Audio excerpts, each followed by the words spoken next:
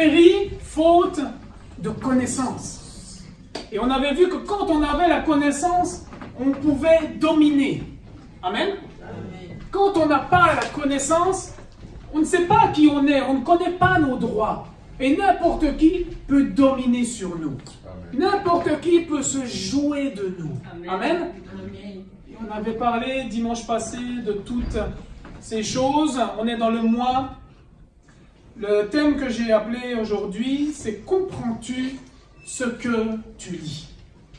Comprends-tu ce que tu lis? Bien-aimés, nous voyons que la parole, la Bible, est un livre, c'est plusieurs livres, 66 livres qui sont réunis, qu'on appelle la parole de Dieu, mais ce sont des écrits. Et la question que nous nous posons un peu ces temps, c'est « Est-ce que tu comprends ce que tu lis ?» Est-ce que tu comprends la mission de l'ambassade du royaume de Christ? Amen. Amen. Il y a plein de choses que tu dois comprendre pour pouvoir rentrer dans ta destinée. Si tu ne comprends pas le travail que tu dois exercer dans ton entreprise, tu ne pourras pas l'exercer. Et tu seras licencié, tu ne toucheras pas de salaire. Amen. Amen. Il en va de même dans la vie chrétienne. Dieu a plein de choses pour nous. Mais avant de pouvoir accéder à ces choses, tu dois comprendre. Amen. Amen. Nous allons aller gentiment. Aujourd'hui, on va un peu poser les bases. Mercredi, on va rentrer peut-être un peu plus en profondeur dans 2-3 détails. Mais on va vraiment commencer à comprendre qu'est-ce que Dieu entend par le comprendre. On va prendre notre texte de référence. Acte 8, 26 à 30. Restons vraiment concentrés, ne nous laissons pas distraire. Tu as consacré ce temps à écouter la parole de Dieu qui, je sais, va te fortifier, va t'édifier et va te faire comprendre une nouvelle dimension de la parole et de Dieu.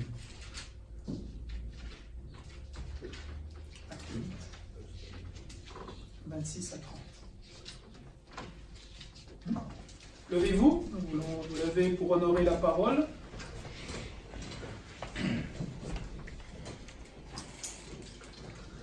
Un ange du Seigneur, s'adressant à Philippe, lui dit : « Lève-toi et va du côté du midi, sur le chemin qui descend de Jérusalem à Gaza, celui qui est désert. » Il se leva et partit.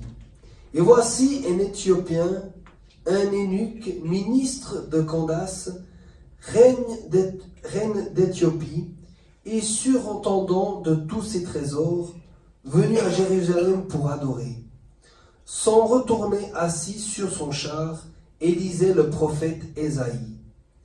L'Esprit dit à Philippe : « Avance et approche-toi de ce char. » Philippe accourut et entendit l'Éthiopien qui lisait le prophète Ésaïe. Il lui dit : « Comprends-tu ce que tu lis ?» Amen. Amen. Prenez place. Nous voyons que cet Éthiopien était venu pour adorer.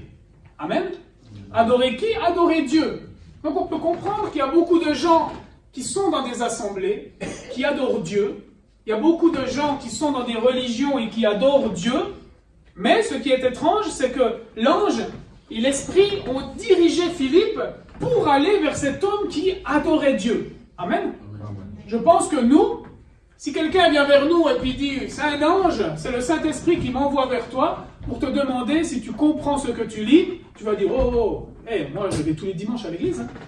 Moi tous les mercredis je suis aux enseignements, tous les vendredis je suis à la prière. Qu'est-ce que tu veux essayer de m'enseigner toi ?» Amen. Ça peut souvent être la réaction que nous pouvons avoir quand quelqu'un vient nous apporter un message du Seigneur. Quand quelqu'un vient nous parler de la part de Dieu, il peut toujours avoir une réticence. Ce monsieur revenait de Jérusalem. Il était allé adorer Dieu. Amen. Amen. C'est là où il y avait le temple, où Dieu avait vécu. Amen. Le temple de Jérusalem. C'était un lieu vraiment très saint, un lieu de pèlerinage. Et les gens commençaient à aller à Jérusalem pour adorer Dieu. Mais voilà que Philippe, un disciple de Jésus, a couru vers ce char et lui a dit, « Comprends-tu ce que tu lis ?» Et bien aimé, on doit tous se poser maintenant cette question.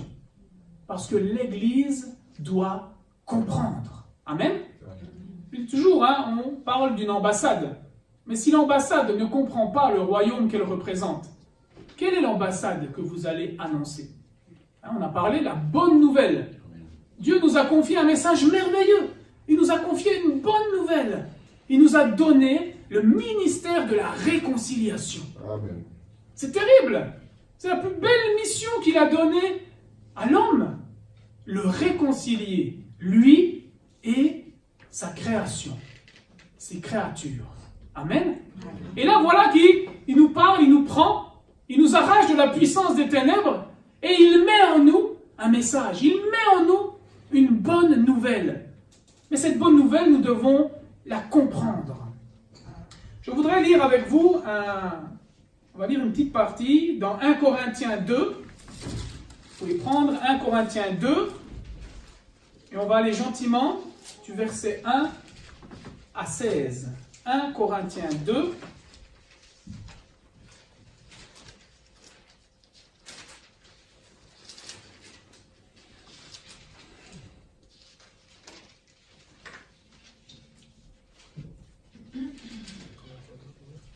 De 1 à 16. 1 Corinthiens 2, 1 à 16.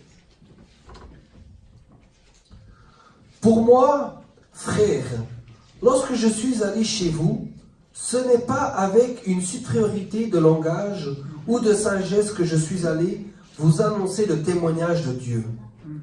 Car je n'ai pas eu la pensée de savoir parmi vous autre chose que Jésus-Christ.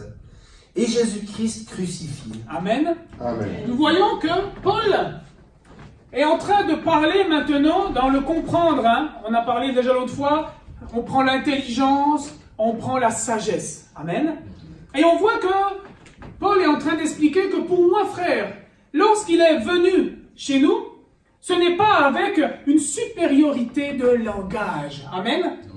Nous avons compris que, le pasteur Pedro nous avait parlé de ça, que ce n'était pas une intelligence et une façon de manipuler les hommes, mais c'était la puissance de Dieu. Amen. Amen. On voit que ce n'est pas avec de beaux mots, avec de belles phrases, ou avec une certaine sagesse qu'il est venu témoigner de Dieu.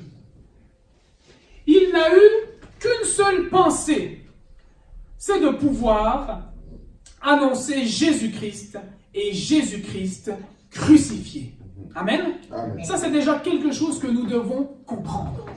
C'est pas quelque chose d'avoir un langage supérieur, d'avoir une intelligence supérieure, mais c'est de pouvoir comprendre Jésus-Christ crucifié, et de pouvoir parler de cela.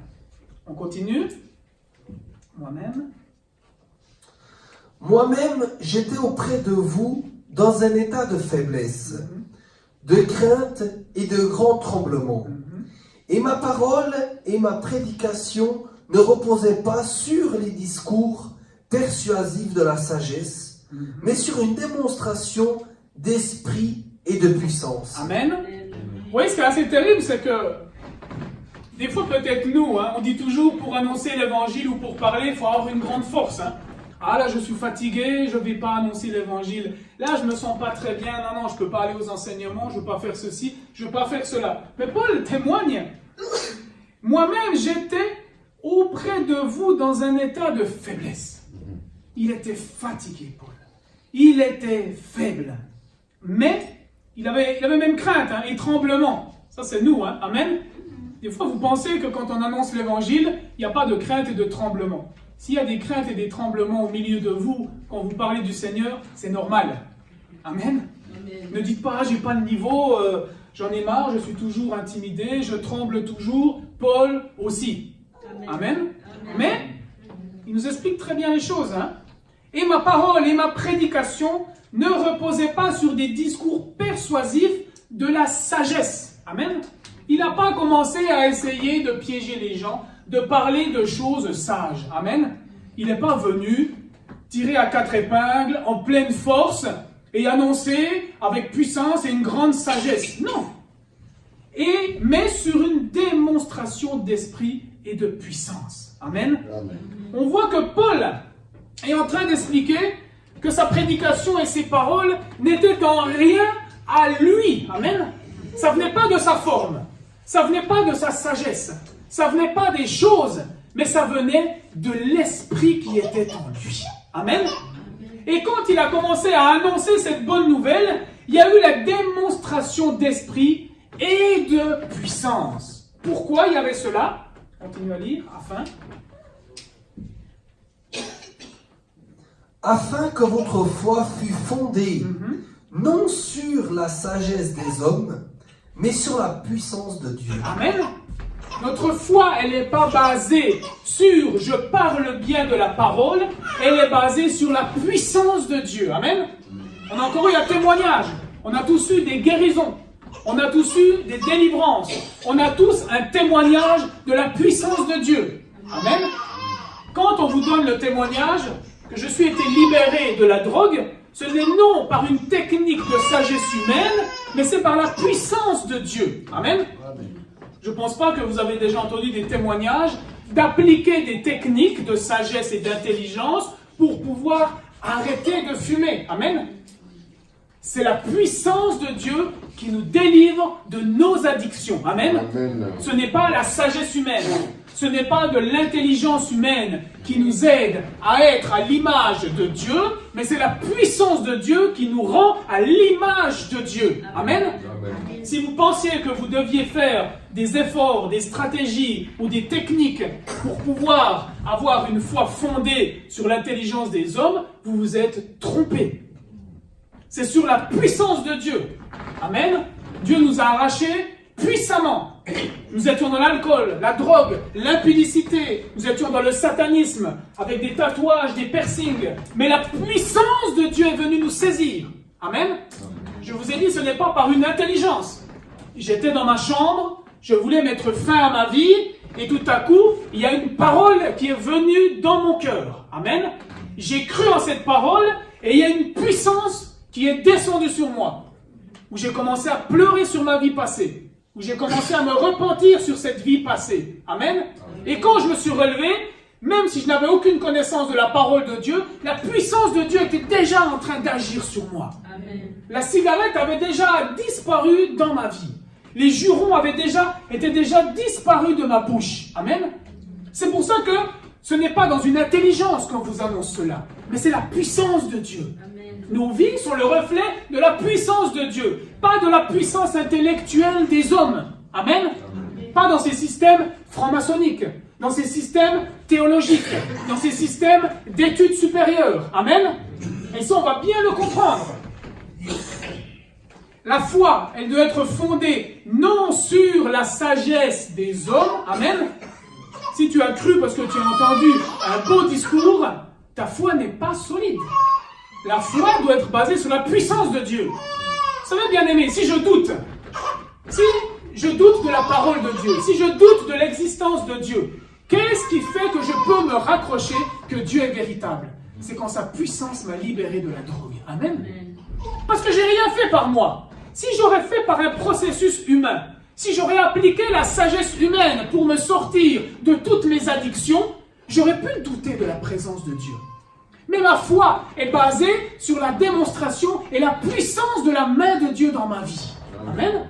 C'est pour ça que nous avons une foi qui est solide. C'est pour cela que tu dois expérimenter avec le Seigneur. Amen. Il faut que la puissance de Dieu un jour te touche et que ta foi soit reposée sur la puissance et ne soit pas reposée sur la sagesse humaine. Amen. Cependant, c'est une sagesse que nous prêchons parmi les parfaits sages qui n'est pas de ce siècle, sagesse qui n'est pas de ce siècle, ni des chefs de ce siècle, qui vont être anéantis. Nous prêchons la sagesse de Dieu, mystérieuse et cachée, que Dieu, avant les siècles, avait destinée pour notre gloire. Sagesse qu'aucun de ces chefs de ce siècle n'a connu. Car s'il eût connu, il n'aurait ou pas crucifié le Seigneur de gloire. Mais comme il est écrit, ce sont des choses que l'œil n'a point vues, que l'oreille n'a point entendues, et qui ne sont pas montées au cœur de l'homme, ces choses que Dieu a préparées pour ceux qui l'aiment. Amen. Nous voyons que, certes, il y a une grande sagesse dans la vie chrétienne. Amen. Il y a une grande intelligence dans la vie chrétienne. Il y a une grande connaissance dans la vie chrétienne. Mais cette connaissance ne vient pas des siècles passés et des siècles présents. Amen. Ce n'est pas une intelligence qui est réservée pour les rois. Ce n'est pas une intelligence qui est réservée pour une élite. Amen. Ce n'est pas une sagesse qui est réservée pour les puissants. Mais c'est une sagesse qui est des choses de Dieu à préparer pour ceux qui l'aiment. Amen. Nous voyons maintenant, nous rentrons dans comment avoir la sagesse, comment avoir l'intelligence. Et toutes ces choses, Dieu les a préparées pour ceux qui l'aiment. Continue, Dieu. Dieu nous les a révélées par l'Esprit. Amen. Car l'Esprit. Dieu nous les a révélées par l'Esprit. Amen. On commence à voir gentiment cette construction et on va aller très gentiment. On va reprendre après vraiment de comprendre qu'est-ce que la sagesse de Dieu. De comprendre qu'est-ce qu'est l'intelligence de Dieu. Mais nous comprenons que nous ne pouvons pas comprendre Dieu avec la sagesse des hommes. Amen. Ce n'est pas d'aller dans des études d'intelligence d'hommes. Ce n'est pas de faire des autres études ou des grandes universités qui va te permettre de comprendre Dieu. Tu dois, pour acquérir cette sagesse qui est au-dessus de toute sagesse, aimer Dieu. Et Dieu nous les a révélés par l'Esprit. Amen. Amen. Nous voyons que toutes ces choses, la sagesse, l'intelligence qui surpasse toute la connaissance de ce monde, s'obtient par l'Esprit. Continue, frère Manu. Car l'Esprit sonde tout, même les profondeurs de Dieu. Lequel des hommes en effet connaît les choses de l'homme, si ce n'est l'Esprit de l'homme qui est en lui. De même, personne ne connaît les choses de Dieu, si ce n'est l'Esprit de Dieu. Amen. Amen. Commencez à comprendre les choses. Si tu cherches à comprendre Dieu, tu dois déjà savoir qui est Dieu. Et pour sonder les profondeurs de Dieu, tu as besoin de l'Esprit de Dieu. Amen. Amen. La parole est claire. Hein? Lequel des hommes en effet connaît les choses de l'homme, si ce n'est l'Esprit qui est en l'homme. Amen. L'Esprit qui est en toi va te révéler qui tu es. Amen. Si tu écoutes l'Esprit qui est en toi, ça va te révéler qui tu es. De même, personne ne peut connaître les choses de Dieu. J'insiste sur le personne. Amen. C'est-à-dire personne. Si ce n'est l'Esprit de Dieu. Amen. Vous voyez le parallèle qu'a fait l'apôtre Paul, c'est très explicite de voir l'homme se connaît par l'Esprit. Alors comment connaître Dieu si ce n'est par son Esprit même, l'Esprit de Dieu. Amen. Donc il faut comprendre quelque chose, que pour comprendre Dieu, tu dois saisir la pensée de l'Esprit de Dieu. Tu peux continuer? Or, nous n'avons pas reçu l'Esprit du monde, mais l'Esprit qui vient de Dieu, afin que nous connaissions les choses que Dieu nous a données par sa grâce. Et nous en parlons, non avec des discours qu'enseigne la sagesse humaine, mais avec ceux qu'enseigne l'Esprit. Amen. Nous voyons, et je pense que vous avez aussi expérimenté ça, quand vous êtes devenu chrétien, quand vous avez commencé à suivre des enseignements et des formations, ça a commencé vraiment à répondre à toutes les questions que vous vous posiez sur cette terre. Amen. Parce que maintenant, c'était plus des enseignements. Hein, vous voyez, ce n'est pas l'esprit du monde qu'on a reçu, mais l'esprit qui vient de Dieu, afin que nous connaissions les choses que Dieu nous a données par sa grâce. Amen. Amen. Il y a plein de grâces qui sont révélées, qui sont pour vous. Mais si l'Esprit de Dieu ne vous les révèle pas, vous n'aurez pas la connaissance de toutes les grâces que Dieu a pour vous. Et nous en parlons non avec des discours qu'enseigne la sagesse humaine, mais avec ceux qu'enseigne l'Esprit. Amen. Amen. Bien-aimés, nous n'avons aucune estime de nous-mêmes quand nous disons que nous parlons par l'Esprit de Dieu. Amen. Parce que si nous aurions estime de nous-mêmes, nous serions orgueilleux de dire que c'est par notre intelligence, par notre recherche, par ceci et cela que nous vous parlons de Dieu. Mais nous vous parlons dans toute humilité parce que c'est l'Esprit qui parle et qui nous donne les enseignements et qui nous donne les choses que vous avez besoin de connaître pour connaître Dieu. Amen. C'est aussi clair que si tu es dans une assemblée où les responsables et les prédicateurs ne prêchent pas par l'Esprit, tu n'auras aucune connaissance de Dieu. Amen. Amen.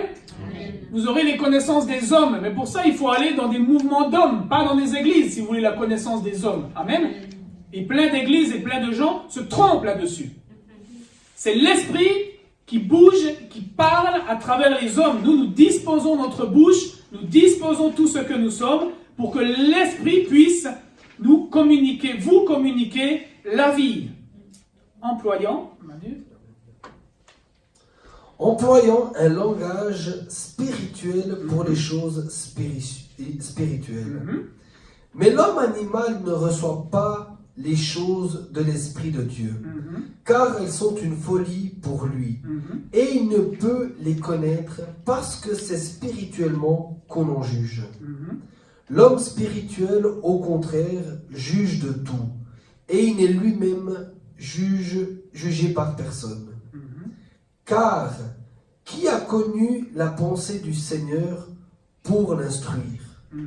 Or, nous avons la pensée de Christ. Amen. Amen. Nous comprenons, c'est quelque chose de fou pour les sages de ce monde, de se dire que la grâce de Dieu nous a donné les pensées de Christ. Amen. Amen. Vous savez, bien-aimés, quand Christ est parti, il n'est pas parti une fois pour toutes, on pourrait dire. Il est resté encore sur cette terre par l'Esprit de Dieu. Et il continue à vivre à travers nous. Amen. Amen. C'est pour cela que nous vous prêchons, nous vous parlons des choses comme les pensées du Christ. Amen. Parce que Dieu nous a fait cette grâce d'employer un langage spirituel, des choses spirituelles. Mais l'homme animal ne reçoit pas les choses de l'Esprit de Dieu. Amen. L'homme animal, c'est celui qui n'a pas foi et qui n'a pas connaissance de l'œuvre de la croix. Amen. Amen. Cette personne-là ne peut pas comprendre les choses du royaume. C'est pour ça, petite parenthèse, quand tu essayes de faire comprendre le royaume à ceux du monde sans passer par Jésus-Christ, tu auras un mur devant toi. Amen. Tu as beau être rempli du Saint-Esprit, avoir la plénitude du Saint-Esprit. Quand tu vas parler à cette personne, c'est un mur qui aura devant toi. La Bible est claire. Ce sont une folie pour lui.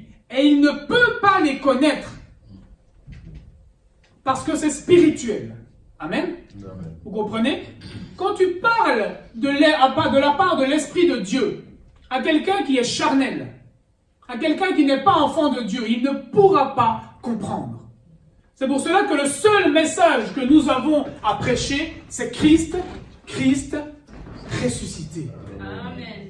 Amen. Amen. C'est le seul message. Je trouve, et ça on doit vraiment le comprendre. Hein, on est en train de parler de comprendre. Il y a beaucoup de gens, ils veulent amener les solutions bibliques à la société. Amen. Ils veulent amener la solution biblique au monde. Mais bien aimé, la Bible est claire. Si tu ne passes pas par Christ, tout le reste est vain. Amen. Ça te sert à quoi d'avoir les connaissances d'un royaume que tu ne comprends pas si de toute façon la finalité de ta vie, c'est la mort? Amen. Mais on doit comprendre la grâce que l'on a reçue. Toute la recherche de ce monde, Dieu nous a fait grâce d'avoir la révélation. Amen. Amen. Vous voyez les gens qui font des recherches. Là, ces temps, ils sont tout concentrés sur l'écologie. Amen. Ils sont concentrés pour sauver la planète, pour sauver les animaux. Alors ils cherchent à comprendre comment amener un légume ou un fruit le plus sain possible, sans polluants, sans pesticides, sans toutes ces choses. Et ils passent beaucoup de temps à essayer de comprendre ces choses. Amen. Il y a beaucoup de gens qui essayent de comprendre les réalités de la vie et les mystères de la vie dans les religions, dans les livres, dans les discussions avec leurs amis, dans la philosophie, dans toutes ces choses-là. Mais bien aimés, ils ne trouveront que la mort. Amen. Bien aimés, il y a quelque chose que l'on doit vraiment comprendre, nous. On a reçu le mystère le plus grand de toute la terre. C'est de comprendre pourquoi l'homme meurt. Amen. Amen. C'est ça le premier message que nous devons vraiment annoncer avec la puissance de Dieu. C'est que le monde doit comprendre que si l'être humain meurt, c'est parce qu'il est coupable devant Dieu. Et que tous, nous méritions la mort. Mais que Dieu a tellement aimé le monde qu'il a donné son Fils unique, afin que quiconque croit en lui ne périsse pas, Amen. mais qu'il ait la vie éternelle. Amen. C'est pour ça qu'on doit comprendre. L'homme meurt parce qu'il y a un jugement qui attend l'homme. Mais celui qui est en Christ, le jugement est déjà retombé sur Jésus-Christ de Nazareth. Amen. Et c'est ça le mystère que nous devons expliquer aux gens. Et là, vous verrez que le Saint-Esprit va être avec vous. Il va faire son travail de convaincre les gens de péché, de convaincre les gens de justice, de convaincre les gens de jugement. Amen. C'est ça que nous devons premièrement annoncer pour que le monde comprenne le royaume des cieux, c'est d'annoncer Christ, l'œuvre de la croix. Pourquoi l'homme doit mourir et comment l'homme peut ne plus mourir à travers la grâce de Dieu qui s'obtient par la foi. Amen. C'est des choses que nous devons vraiment saisir. Je veux revenir maintenant sur le mot comprendre. Là, on a parlé pour les païens d'annoncer le message qui leur permet d'avoir la sagesse et l'intelligence de Dieu, de recevoir l'Esprit de Dieu. Mais nous, maintenant, j'aime bien toujours chercher qu'est-ce que ça veut vraiment dire comprendre. Quand Philippe est allé vers l'eunuque, il lui a dit « Est-ce que tu comprends ce que tu lis ?» On pourrait dire « Oui, je comprends. Je lis une histoire et voici le soleil se lève. Je comprends que le soleil se lève. Amen. Amen. Mais ce que Philippe et ce que l'Esprit nous révèle, c'est les choses cachées maintenant dans l'Écriture. Amen. Vous verrez que beaucoup de gens ont lu toute la Bible. Même des fois, il y a des gens, des intellectuels, ils ont lu plus la Bible que nous. Amen. Mais vous verrez qu'il n'y a rien qui s'est passé en eux. Il n'y a pas la vie qui est rentrée en nous, en eux. Nous verrons plus loin, et notre sœur Adelta nous en a parlé, les écrits tuent. Amen. C'est-à-dire que toute parole qui est écrite tue l'homme. Toute l'intelligence, toute la sagesse qui a été écrite par les sages de ce monde n'apporte qu'une chose, c'est la mort. Amen. Platon est mort, non? Tous les grands sages qu'on étudie encore dans les universités, est-ce qu'ils sont encore vivants? Non. Donc la réponse à pourquoi l'homme meurt, la sagesse du monde ne l'a pas trouvée. Amen. On peut attendre que ça pour quitter nos églises, c'est que le monde nous explique pourquoi l'homme meurt. Amen. Il n'y a aucune philosophie, il n'y a aucune sagesse, il n'y a aucune religion, il n'y a aucun mouvement de ce monde qui donne une réponse claire de pourquoi l'homme meurt. Amen. Surtout, quelque chose qui est véritable et qui est certain. Amen. C'est des suppositions. Oui, si on fait assez de bien, on ira au royaume des cieux, au paradis. Oui, de toute façon, on va être réincarné. Et chacun continue à vivre. Mais personne n'a la certitude. Amen. Ceux qui prêchent la réincarnation n'ont pas utilisé une chèvre pour nous parler, de dire « Oui, avant j'étais un homme, maintenant je suis une chèvre. » Jamais personne. Amen. Le jour où il y a ça qui va se passer, nous pourrions croire à cette chose. Amen. moi je dis toujours, il y a tous les mouvements, il y a tout ce qui existe, il y a les religions, il y a tout. Mais quand j'étais dans ma chambre et que je voulais mettre terme à ma vie, il n'y en a qu'un qui est venu me chercher. C'est le Dieu de la Bible. Amen. Si les autres ils existent, eh bien ils m'ont tous laissé tomber. Amen. Amen. Si les autres ils existent, ils m'ont tous laissé tomber. C'est pour cela qu'il nous a donné la compréhension de comprendre que notre salut est vraiment véritable et solide. Amen. Amen. Que la mort ne peut plus venir nous chercher. De même que la mort n'a pas venu chercher en Égypte ceux qui avaient mis le sang autour des linteaux, le sang de l'agneau, nous avons le sang de Jésus. Amen. Et la mort ne peut pas venir nous chercher parce que le sang de Jésus est sur nous. Amen. Et le sang nous a rachetés de la mort. Et c'est quelque chose de certain. Tellement certain que Christ, une fois qu'il est descendu de la croix et qu'on l'a mis dans le tombeau, il est apparu à ses disciples. Amen. Il est le seul être humain qui, après avoir donné le dernier souffle de vie, est apparu en nouveauté de vie. Amen. Donc il est la certitude que nous avons la vie éternelle à travers Jésus-Christ de Nazareth. Amen. Maintenant, nous devons saisir à comprendre cette parole. Il y a tellement de mystères, il y a tellement d'héritage, il y a tellement de grâces qui nous sont réservées que nous devons comprendre. Comprendre dans le dictionnaire, c'est saisir par l'esprit, l'intelligence ou le raisonnement quelque chose. Le sens des paroles, des actes de quelqu'un. Amen. Donc tu dois saisir maintenant le sens des paroles et des actes de quelqu'un. C'est ça comprendre.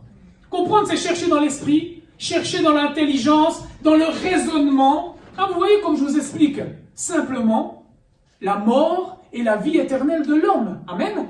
Ça, c'est des choses que nous avons cherchées par la grâce de Dieu, que l'Esprit de Dieu nous a révélées et que nous pouvons maintenant révéler parce que nous avons maintenant le sens de la parole, le sens des actes de Jésus-Christ de Nazareth.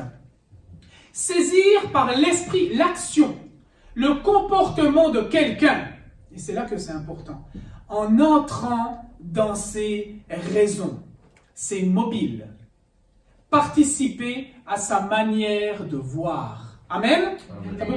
Ça peut paraître barbare, mais à D ça parle. Si tu veux comprendre la parole de Dieu, ce n'est point du point de vue de l'homme, mais c'est du point de vue de Dieu. Amen. C'est ça que, vraiment, ce matin, que tu puisses repartir avec ça. Si tu veux comprendre les Écritures, c'est du point de vue de Dieu. Pas de ce que tu as appris. Amen. Pas avec ton intelligence, mais avec Dieu. Et on verra, et on a vu un petit peu déjà avant, un petit spoil, pour comprendre comment Dieu y comprend, c'est par l'Esprit de Dieu. Amen. Là, tu vas peut-être comprendre maintenant pourquoi Dieu a donné son Esprit. Amen. Amen. Ce n'est pas juste pour que tu fasses des miracles dans le nom de Jésus. Ce n'est pas pour que tu fasses tomber les gens. Amen. Amen. Ce n'est pas pour que tu ressuscites les morts. Mais c'est pour que tu comprennes Dieu. Amen. Amen. Si tu comprends un homme, si tu comprends une femme, tu peux marcher avec lui. Amen. Et Dieu, qu'est-ce qu'il a envie de faire? C'est de marcher avec toi. Amen. Ça, je ne sais pas si des fois on prêche un Dieu trop lointain, mais c'est un Dieu paternel. C'est un Père qu'on est en train de prêcher. Et ce Père, qu'est-ce que vous, parents, vous désirez? Et c'est être avec vos enfants. Amen. Passez du temps avec vos enfants. On dit bien la chose la plus terrible qu'il y a sur cette terre, c'est de perdre son enfant. Amen. Et Dieu nous avait perdus. Il nous avait perdus à cause de notre choix d'y désobéir, de mener notre vie comme on avait envie de mener notre vie. Et Dieu nous avait perdus. Et il était très triste. Et il a dit, qu'est-ce que je vais faire? Comment je peux faire quelque chose? Et j'aime cet agneau qui sort du trône et qui dit, Papa, envoie-moi. Amen. Papa, envoie-moi. Je vais aller les chercher. Je vais aller les réconcilier avec toi. Je vais leur redonner la vie. Amen. Nous étions morts par la désobéissance. Le salaire du péché, c'est la mort. Mais Christ est venu nous redonner la vie, afin que nous soyons de nouveau les fils de notre Père d'amour. Amen. Jésus descendait avec Adam et Ève. Et ce qu'il aimait le plus, c'est passer du temps avec eux. Amen. Il leur donnait la responsabilité de nommer les animaux. Il les laissait garder le jardin, cultiver, faire tout ce qu'ils avaient envie de faire. Et c'était la joie de ce Dieu créateur, la joie du Père d'Adam et Ève. Amen. Mais ils ont choisi un chemin qui a brisé le cœur de Dieu. Mais Dieu, dans son grand amour, avait un projet pour détruire cette désobéissance, détruire le péché. C'était de le mettre dans le Fils, Jésus-Christ de Nazareth, de prendre ce péché, cette désobéissance, et de clouer une fois pour toutes ce péché, et de le détruire par la mort de Jésus-Christ de Nazareth. Et là, nous avons la possibilité d'être de nouveau en vie pour notre Père. Je vais encore vous lire quelques définitions. Se rendre compte de l'importance de quelque chose, réaliser, elle comprit la gravité de la maladie. Amen. Souvent, quand on ne comprend pas sa maladie, on ne comprend pas la gravité de notre maladie. Amen. Il y a des gens qui marchent sans savoir qu'ils sont malades. Ils n'ont pas réalisé qu'il leur reste peut-être 2 jours à vivre, qu'il leur reste 1 mois à vivre. Amen. Parce qu'ils n'ont pas compris la gravité de leur maladie. Amen. Nous, je crois que nous avons compris la gravité de marcher comme des hommes. C'est la mort. Amen. Amen. Mais Dieu nous a donné cette compréhension de comprendre la gravité du jugement et de la justice de Dieu. Amen. Amen. Se représenter quelqu'un, quelque chose d'une certaine manière, s'en faire une certaine idée. Voilà comment il comprend la vie, les choses. Bien-aimés, on doit vraiment comprendre qui est Dieu. Qu'est-ce que Dieu voulait? Amen. Pour pouvoir comprendre qu'est-ce qu'il veut que l'on pense. Amen. Pour comprendre qu'est-ce qu'il veut que l'on fasse. Vous savez, bien-aimés, il y a encore des fois une difficulté entre nous et Dieu. C'est que lui, il est esprit et que nous, on a encore notre chair. Amen. Et il y a quand même cette grande barrière parce que nous ne voulons pas comprendre et réaliser que c'est dans l'esprit que nous obtenons tout. Amen. Si tu veux qu'il y ait du changement sur cette terre, tu dois déjà le changer dans la prière. Tu dois le changer dans l'esprit. Amen. Ce que tu changes dans l'esprit se changera dans le terrestre. La sœur l'a dit, elle a proclamé sa guérison dans le spirituel. Amen. Elle est allée chercher l'œuvre accomplie par Christ. Les meurtrissures, la puissance de Dieu, de Jésus, a été prise et elle a été manifestée sur cette terre afin que la guérison dans son coude se produise. Amen. Mais si tu ne comprends pas le point de vue de Dieu, si tu ne te mets pas à la place de Dieu, tu vivras une vie chrétienne chaotique, une vie chrétienne dans l'incompréhension totale. Et ça, des fois, ça nous fait mal. Nous voyons que les gens veulent toujours chercher Dieu dans leur point de vue à eux. Amen. Tu leur expliques, tu leur montres un verset biblique. Ils disent, oui, mais moi je souffre. Oui, mais la Bible nous dit ça. Oui, mais moi je souffre. Oui, mais la Bible me dit ça. Amen. Vous voyez que eux, ils gardent leur point de vue à eux, au lieu de voir le point de vue de Dieu. Et ça, c'est dans tous les domaines de notre vie. Amen. Le comportement que tu as vis-à-vis d'une sœur, vis-à-vis d'un frère. Oui, mais regarde cette sœur, ce qu'elle m'a fait. Ok, ça c'est ton point de vue. Ton point de vue humain, œil pour œil, dent pour dent. La loi du talion. Ça, c'est ton point de vue. C'est le point de vue intelligence humaine. Mais Dieu, quel est son point de vue? Comment Dieu comprend cette situation? Ah, Dieu ne me comprend pas. Amen. C'est toi qui ne veux pas chercher à comprendre Dieu. Amen. Rentre dans la prière, rentre dans l'esprit. Et tu verras que l'esprit va te dire, aime ton prochain comme toi-même. Amen. Il va te dire, moi je t'ai pardonné, alors que tu étais encore pécheur. J'ai prouvé mon amour pour toi, en faisant mourir mon fils sur la croix de Golgotha. Et toi maintenant, tu vas en vouloir à cette personne. Tu vas en vouloir à cette sœur, à ce frère, parce qu'il t'a fait cela. Mais toi, qu'est-ce que tu m'as fait? Qu'est-ce que toi tu m'as fait? C'était tellement horrible ce que tu m'as fait. C'est que la mort devait être pour toi. Mais tu t'es repenti. et je t'ai donné la vie éternelle. Amen. Mais je n'ai pas attendu que tu viennes me demander pardon. Je t'ai donné mon pardon à la personne de Jésus-Christ de Nazareth. Amen. Toi, qu'est-ce que tu attends? Que la personne vienne te demander pardon? Ou toi, tu fais comme Jésus? Tu vas vers elle chercher le pardon avec cette personne. Amen. Est-ce que tu l'aimes comme toi, cette personne qui t'a fait du mal? Amen. Amen. La Bible dit, aime même tes ennemis. Amen. Ceux qui te persécutent, aime-les. Prie pour eux. Amen. Ça, c'est des fois quelque chose qu'on peut se poser la question, ou même des fois un enseignement qu'on peut donner. Combien de fois on a prié pour nos ennemis? Là, il y a un grand vent. On est dans le Far West, il y a la boîte de paille là, qui passe. Amen.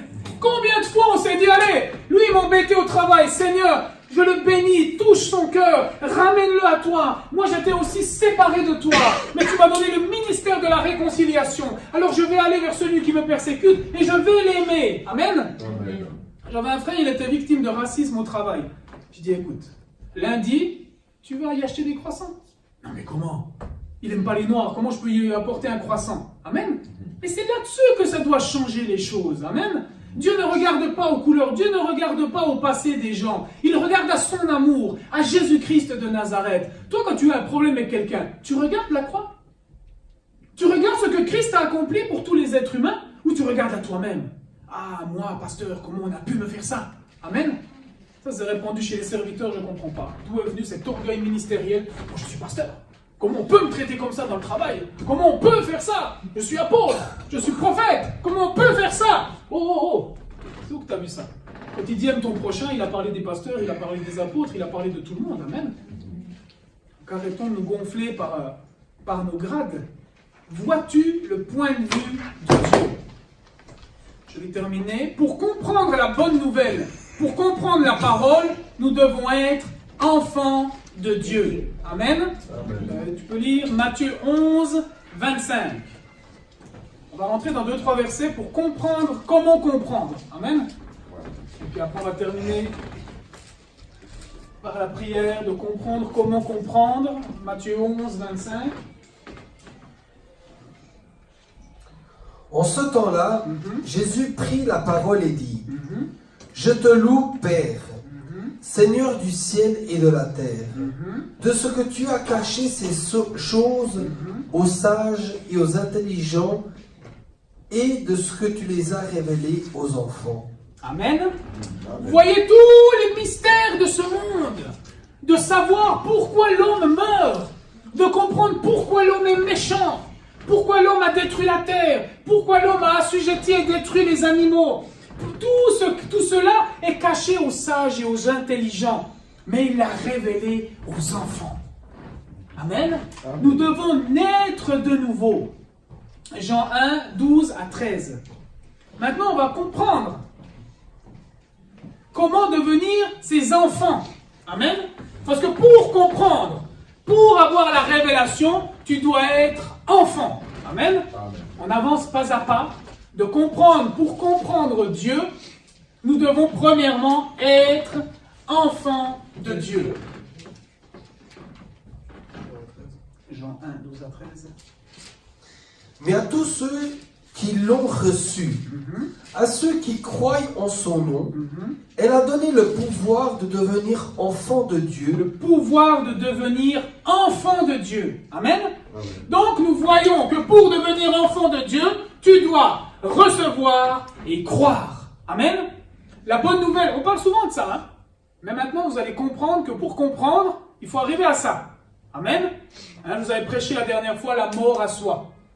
Et ça, on en a déjà souvent parlé aussi de ce verset biblique. Hein?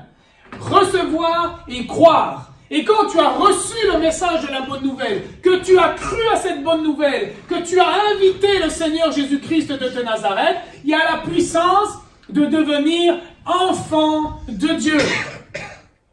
La suite. Lesquels?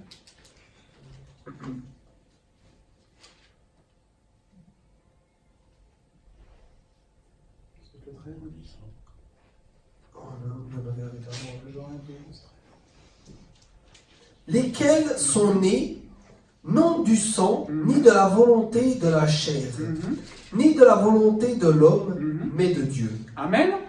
Donc on voit qu'une fois que tu as reçu et cru, tu deviens enfant de Dieu et tu es plus né par le sang, de la volonté de la chair, de papa et de maman, mais tu es né dans la volonté de Dieu.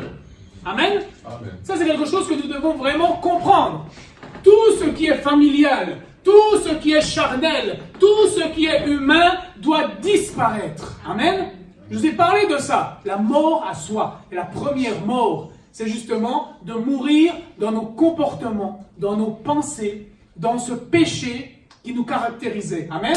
Ça, nous devons mourir. Et nous devons maintenant naître de nouveau.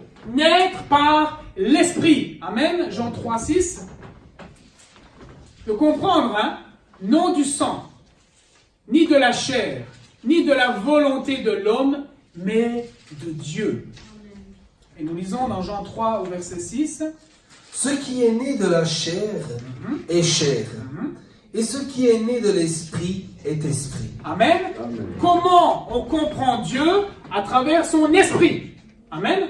C'est-à-dire que si tu n'es pas mort à toi, si tu n'es pas passé de la mort à la vie par le baptême en Jésus-Christ de Nazareth, tu ne peux être né de l'esprit. Tu es encore chair. Et la chair ne peut pas comprendre les choses du royaume. Amen. La chair ne peut pas. Tout ce qui est né de la chair est chair. Et ce qui est né de l'esprit est esprit. Et tu nais de l'esprit. Amen. Tu dois être né de l'esprit pour comprendre les choses. Nous sommes nés de l'esprit parce que le Saint-Esprit est en nous. Amen. 1 Corinthiens 6, 19. Le Saint-Esprit est en nous. Et c'est ce Saint-Esprit maintenant que nous devons consulter, étudier. 1 Corinthiens 6, 19 nous dit: La circoncision n'est rien, et l'incirconcision n'est rien. C'est sûr que c'est là? Je vais lire pour avancer. 1 Corinthiens 6, 19. Ne savez-vous pas que votre corps est le temple du Saint-Esprit qui est en vous, que vous avez reçu de Dieu, et que vous ne vous appartenez point à vous-même? Amen. Donc nous voyons maintenant, quand tu es né dans la volonté de Dieu, tu deviens un temple. Amen. Je dis souvent, c'est pour cela que Dieu t'a sanctifié. C'est pour cela que Dieu t'a purifié à travers Jésus-Christ de Nazareth, pour que tu sois saint. Et comme tu es saint, l'Esprit de Dieu peut demeurer en toi. Amen. Et l'Esprit de Dieu, maintenant, va t'aider à marcher en nouveauté de vie. Il va t'aider à comprendre la volonté de Dieu. Amen. Amen. Toute la compréhension doit être esprit.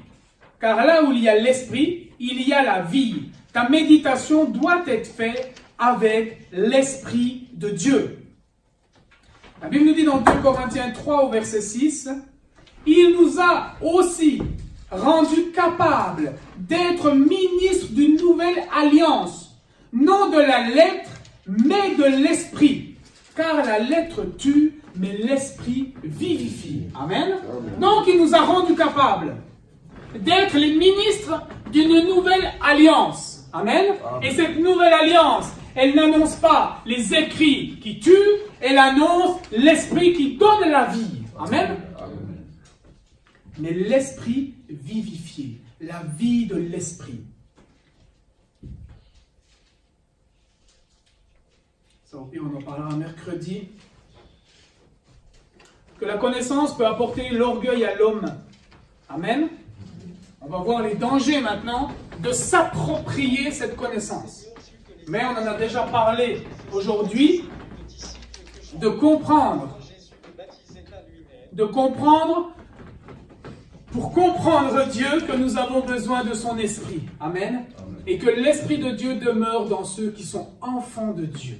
Et pour être enfants de Dieu, nous devons croire et recevoir Jésus-Christ de Nazareth. Amen. Et comme nous sommes enfants de Dieu, le Saint-Esprit vit maintenant en nous. Nous sommes le temple du Saint-Esprit. Et c'est que maintenant, dans cet esprit. Alors, bien-aimés, j'insiste vraiment en vous disant que vous devez chercher toujours la parole vivifiée par le Saint-Esprit. S'il vous plaît, ne cherchez pas par vos intelligences. Amen. Ne cherchez pas par vos connaissances. Amen. Abandonnez. Je dis toujours, quand tu viens dans le Seigneur, tu es une page blanche. Ce que tu as appris à l'école, ce que tu as appris de tes parents, ce que tu as appris de tes mentors, ce que tu as appris de tes grands frères, ce que tu as appris de tes tantes, ce que tu as appris de tes grands-parents, dépose ça. Amen. Deviens blanc devant le Seigneur, afin qu'il puisse écrire sa parole dans ton cœur. Amen. Peut-être que c'est des bonnes choses que tes grands-parents ou que ceux-ci t'ont donné. Amen. Mais s'ils n'ont pas l'Esprit de Dieu dans leur vie, sache que tout ce qu'ils t'ont donné comme conseil, c'est mort. Amen. Parce qu'aucun homme n'a été ressuscité à travers des bons enseignements, à travers une sagesse humaine. Tous sont morts. Amen. C'est peut-être des conseils pour ton mariage, mais l'Esprit de Dieu qui a fondé le mariage avec Dieu est plus à même de te donner des conseils pour le mariage. Amen. Pour l'éducation de tes enfants. Qui donne les enfants? Preuve de contraire, c'est quand même Dieu. Donc qui d'autre que Dieu peut te donner des conseils pour tes enfants? Amen. Le travail, c'est Dieu. Les finances, c'est Dieu. La santé, c'est Dieu. Tes relations avec les autres, c'est Dieu. La famille, c'est Dieu. La vie, c'est Dieu. Le corps, c'est Dieu. Tout est Dieu. Au bout d'un moment, tu te dis, ok, tous les conseils que j'ai pu lire, tous les conseils que j'ai pu entendre, ben, c'était peut-être pas les bonnes choses. Amen. As-tu cette humilité de te dire, par moi, je ne peux rien faire? Bien-aimés, je vous invite vraiment à vous humilier sous la main puissante de Dieu. À vous abandonner entièrement et à dire, je ne connais rien, Seigneur. Je me croyais intelligent, je me croyais sage, mais le résultat, c'est la mort, le résultat, c'est l'échec, le résultat, c'est les souffrances. Je suis vide en moi-même, je n'ai rien. Il est le seul qui peut t'apporter vraiment quelque chose. Nous voulons nous incliner dans la prière.